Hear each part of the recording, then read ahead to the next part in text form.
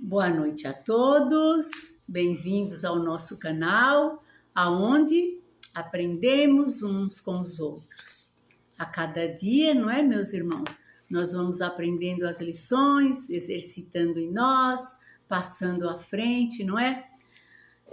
Seguindo os mandamentos da lei de Deus, resumidos pelo nosso Mestre Jesus, em 2, amar a Deus sobre todas as coisas e ao próximo como a nós mesmos.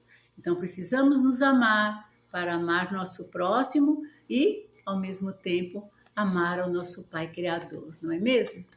E com as lições do Mestre Jesus e de todos esses mestres que são enviados ao nosso planeta para nos ajudar na caminhada, nós vamos firmes na fé, nós vamos longe, porque Jesus falou, vós sois deuses.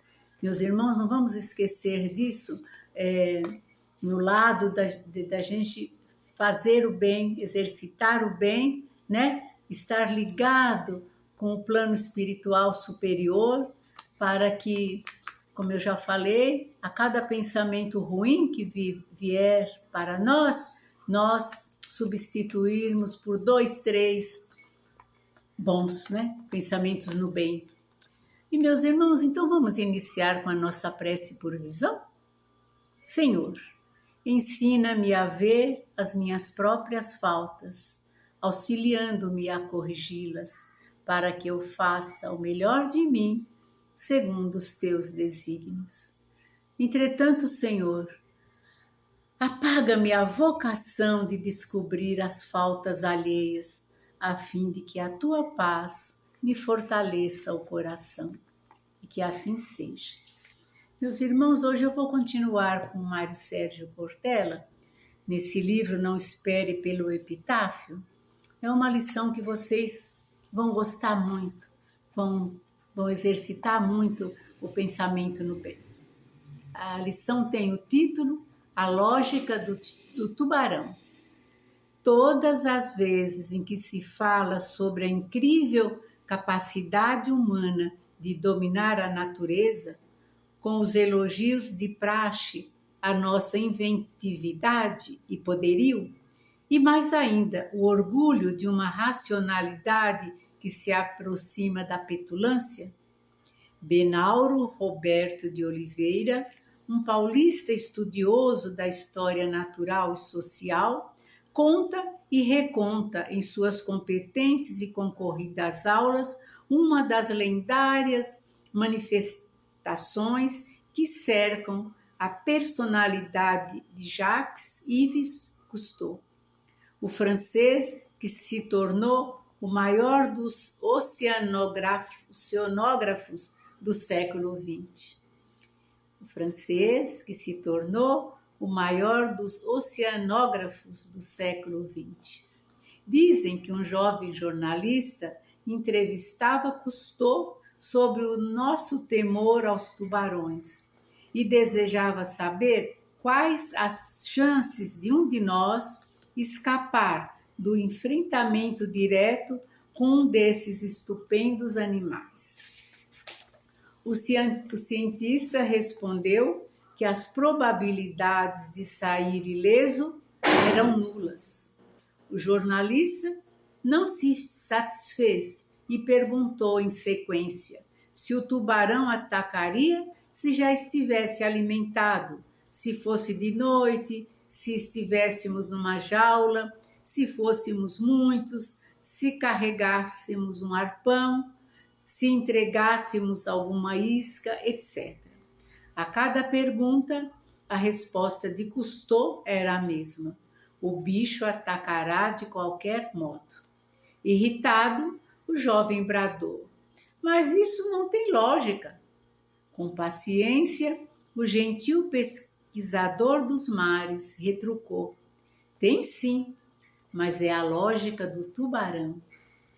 É preciso lembrar insistentemente a sabedoria emanada dos muitos modos como a vida se expressa no planeta no qual habitamos e que muitos preferem chamar de nosso planeta, com uma dissimulada satisfação de dono.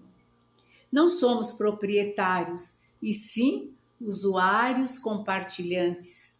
Podemos, em alguns momentos da nossa história, imaginar que controlamos, dominamos e possuímos, sem restrições, tudo o que nesta terra está, com uma ilusão fugaz de invulnerável sabedoria. Invulnerável soberania, nada de sabedoria, soberania. Basta indagar quais foram, na percepção humana, os animais mais espetaculares e poderosos deste planeta antes de nós. Os dinossauros tiveram hegemonia e vigor exuberante por mais de 110 milhões de anos e desapareceram há mais de 60 milhões de anos antes de aparecer qualquer dos ancestrais mais próximos dos hominídeos. 110 milhões de anos de poderio. No entanto, onde estão hoje esses possantes seres? No tanque do teu carro, no material que faz o carpete sob a tua cadeira, na tinta que imprime o jornal que lês, na tampa da garrafa d'água que seguras, na frágil e banal bolinha de ping-pong. Viraram combustível fóssil e matéria-prima.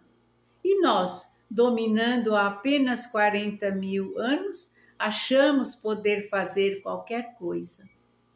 Degradar o ambiente, esgotar os recursos, conspurcar a atmosfera, corromper a vitalidade, depravar a convivência biológica, aviltar o equilíbrio natural. Alexander Pope, o mais importante poeta inglês do século XVIII e autor de tradução em verso da Ilíada e da Odisseia, escreveu em 1734 o ensaio sobre o homem e nele nos adverte contra a arrogância antropocêntrica. Tudo que é natureza é arte que desconheces. Tudo que é acaso é direcionamento que não podes ver. Tudo que é discordância é harmonia não compreendida. Tudo que é mal parcial é bem universal. E se um pesadelo infantil, inspirado no romance A Metamorfose, de Franz Kafka, no qual um homem acorda um dia transformado em um descomunal inseto, invertermos a lógica do escritor, um de nós for visitado pelos insetos que proporcionalmente cabem a cada uma das pessoas do planeta. A ciência calcula que para cada ser humano na Terra existem 7 bilhões de insetos. Imaginemos, mesmo em delírio reflexível, se só os que te pertencem viessem te procurar dizendo: qual é? O que estão fazendo com o lugar que partilhamos? Basta de insultar o nosso abrigo comum e arriscar a proteção da simbiose. Não tem lógica?